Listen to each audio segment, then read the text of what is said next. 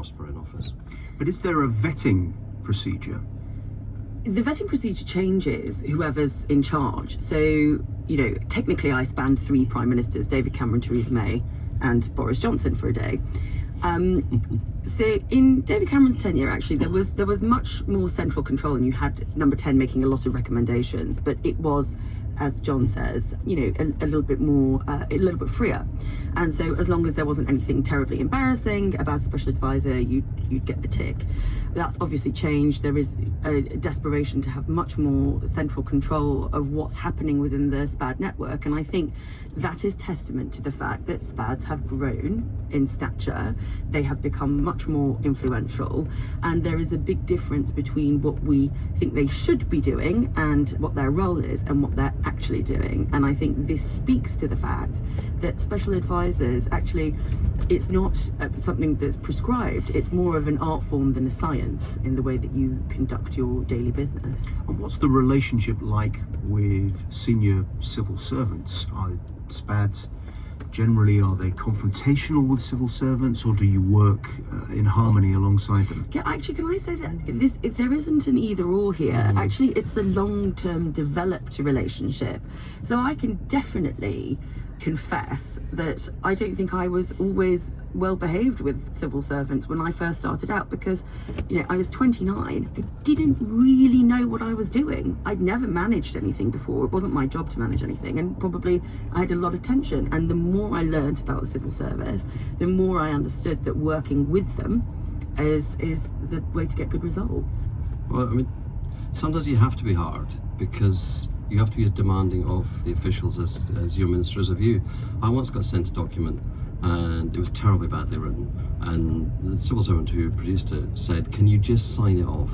The Secretary of State only needs to approve the foreword. That's all you need to do, approve the foreword. And I said, would you put your name to this document? And the civil servant said no, and I said, okay, you're rewriting it. Yeah. Do you think, though, that the current incumbent, the person who oversees the special advisors, Dominic Cummings, is he going about things the right way? He's attracted a lot of publicity of late. Look, the thing about Dom is he clearly generates a great deal of loyalty when he's working in the campaign environment, and that campaigning style generates certain behaviour. Is fast moving, quick decision. There are things that I wouldn't be doing. I would try not to be the story quite as much, but equally there's an element of this which I think some would share, which ministers share, which is you don't actually have much time in these jobs, relatively speaking. Even if Dom lasts 5 years, that's not very much time compared to the permanent civil service, compared to the history of the government. So you should be impatient, you should be moving quickly. Now, should you move fast and break things? Maybe, maybe not. Could government be much better than it is at the moment? Absolutely. At least at the moment, you get the sense from the centre, we have to change things. I think the problem is you can end up in a situation where you make lots of changes and achieve very little. And you also have to recognise that within the system, people actually want the same changes that you do. And, the civil service and the establishment, if you will, aren't one block that think in one way. There's nuances to that as well. And you can find people who want to and have been trying to champion certain causes within the civil service. Is there a danger that that approach that's being employed at the moment leaves the government somewhat exposed when it's confronted with a crisis of the order of the magnitude of something like coronavirus? Yes, absolutely. I think you have to, your job particularly as a special advisor is to make sure that everything that is BAU, business as usual, runs as smoothly as possible so that when events come, you can handle them, you have the space. And you have to tell the story of what you're doing and why you're doing it, which means it's ridiculous. If you've got a ban on cabinet ministers going on the state programme, you can't have anybody explaining the biggest public health issue of our time. And that's when your tactics confront your actual responsibilities. John McTernan and Salma Shah explaining the risks when the system of government advisors malfunctions. That's all for this week. Anushka Estana of The Guardian will be here next week. The Week in Westminster was presented by Ian Martin of The Times, and the editor was Mary Jessel. Now with a look ahead to Moneybox at midday, here's Paul Lewis. Thanks, John. The competition watchdog says developers and house builders have misled home buyers over leasehold property, and it holds out the first hope of compensation for them.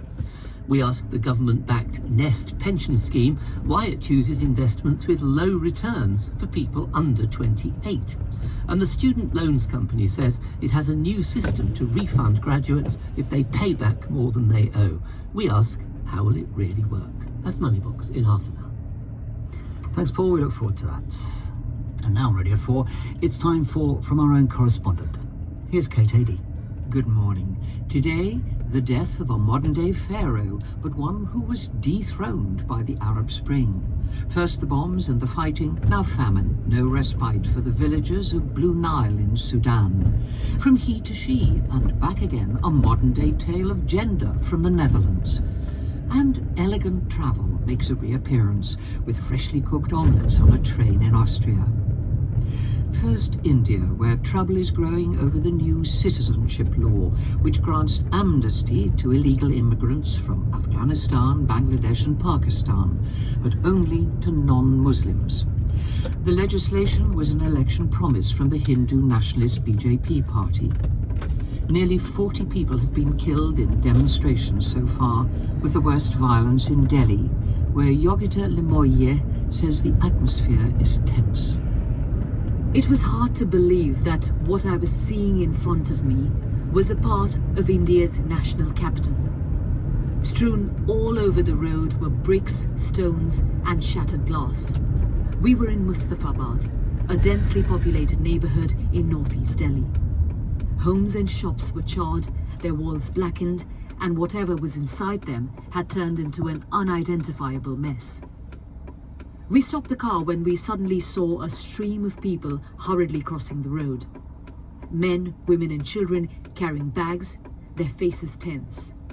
They were Muslim families who were fleeing the Hindu-dominated areas they lived in. They told us they didn't feel safe in their homes anymore.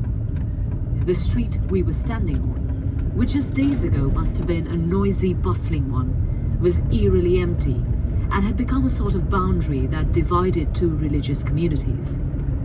Hindu mobs set our homes on fire. They're slaughtering us like chickens and goats, one Muslim man told me, his eyes brimming with tears.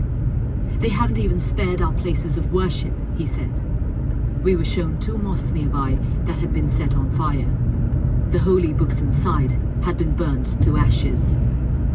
A day earlier, in the same area, we had seen big groups of men carrying sticks and stones, shouting Jai Shri Ram or Hail Lord Ram, a religious chant that has increasingly come to be associated with Hindu lynch mobs.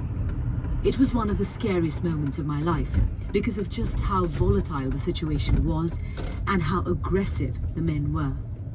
A few times our car was stopped and we were sternly warned against recording any video. And what was particularly striking was that even though by this time the violence had been going on for more than a day, there were no policemen around to stop the hordes of angry men. Many Muslims I met accused the police of not doing anything to protect them. The government has rejected these allegations and says enough personnel were deployed. The Hindus I met on the day some of the worst violence took place told me crowds of Muslims were firing guns and throwing stones at them. We were also heckled by a large gathering of Muslim men who told us they don't believe the media is showing the truth about what's been happening. Dozens